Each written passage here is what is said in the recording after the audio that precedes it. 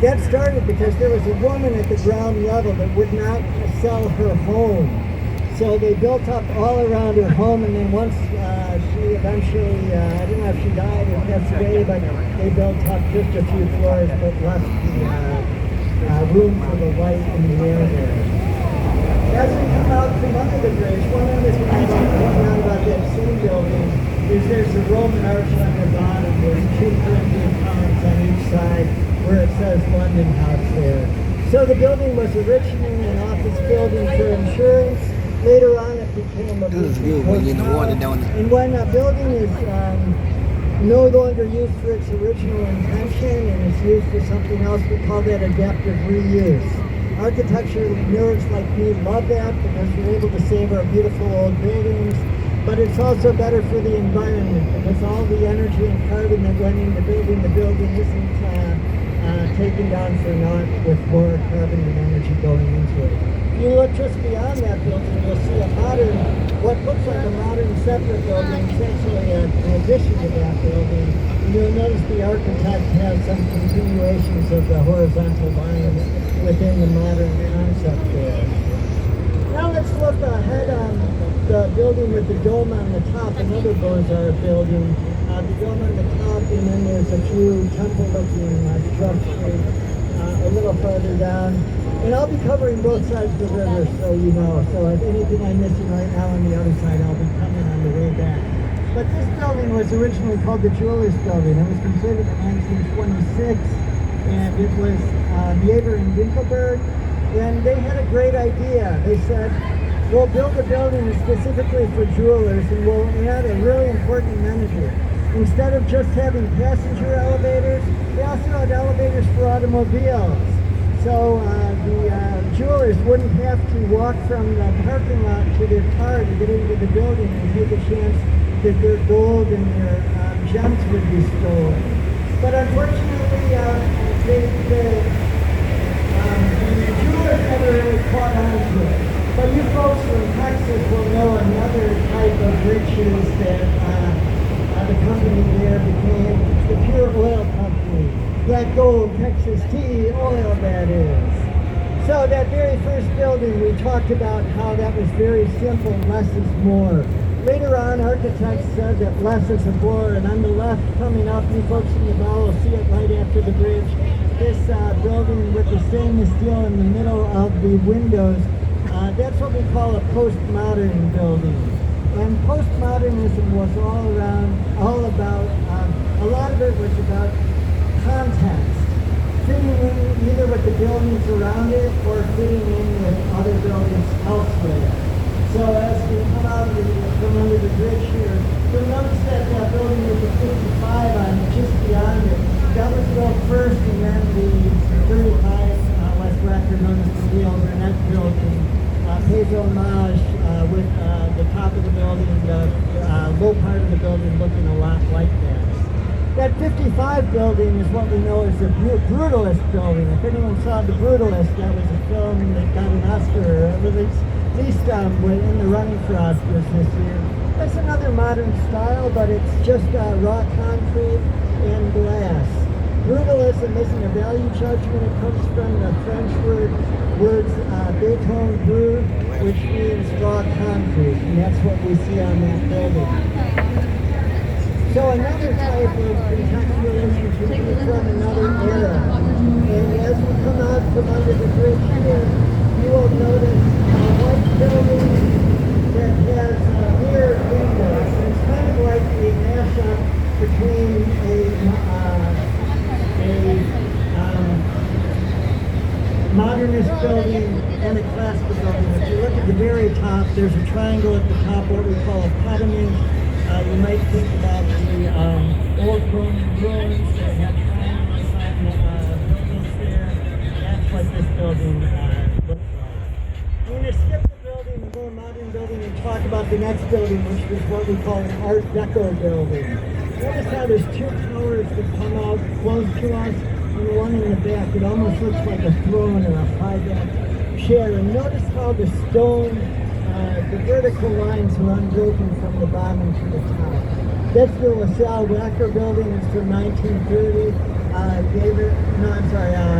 halibut and root.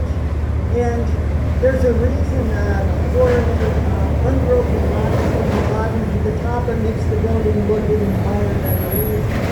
It makes your eye want to shoot upward. And then the reason those two towers are close to us, imagine all the old buildings that used to not have any plazas. And imagine them going all the way to the sides and going all the way up to the top. We'd never see sun between them. We'd never see light.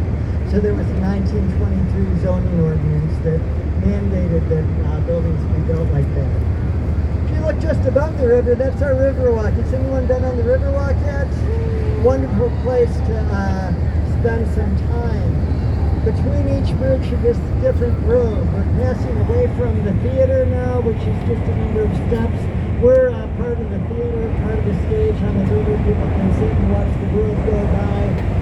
But the Riverwalk, the west end of the Riverwalk, was designed by someone who was mentored by Natalie DeBlois, who I mentioned earlier, Carol Ross Barney. She started her own architecture firm, which is still going strong with her at the helm. Ross Barney Architects. The Riverwalk opened up in 2014 and 2016. It's about a mile and a half long, or about 2 kilometers long for you folks using the Metro. If you look to the left now, you can see this room has little fountains for kids to play in, and then some gelato for families, and then some boats for families to use as well.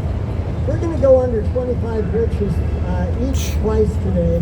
The one we're going under now 25 bridges. Elevated trains running across the top. 20 bridges in one and place. then our automobile and bus traffic on the bottom of it. One more time, if you look at the Riverwalk here, we have some plants growing in boxes just floating on the river here.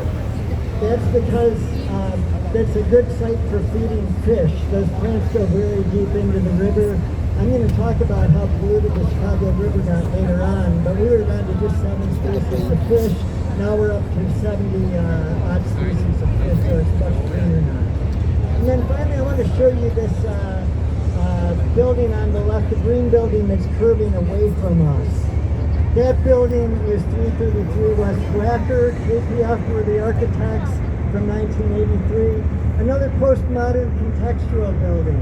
The river curves there, as does Wacker Drive. It's 333 West Wacker is the address of it. And the green is also, so it's meant to be contextual with the bend in the river and also with the green of the river. Our river is green because of the plant life in it. We're coming out of the main branch of the Chicago River now, and that ends right ahead of us.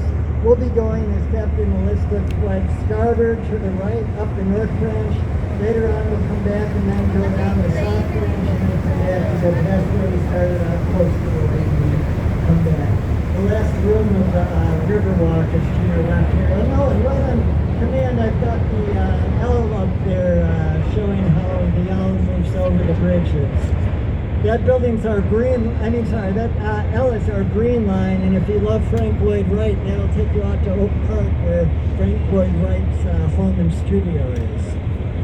But let's get back to the buildings. And the one right in front of you that has the upside down arch on the top is known as River Point because it's where the rivers come together. That building's from 2017, called Chilton, and notice on the bottom there's an arch, a regular arch there. That arch is part of the structure of the building. All of the buildings on that side of the river, to the left or to the south, along the river, are built over railroad tracks. This was a particularly difficult one because the railroad tracks curved under the middle of the building. So the arch is used when you have a wide open space and you want to have the weight distributed to the edges, and that's how that arch runs there.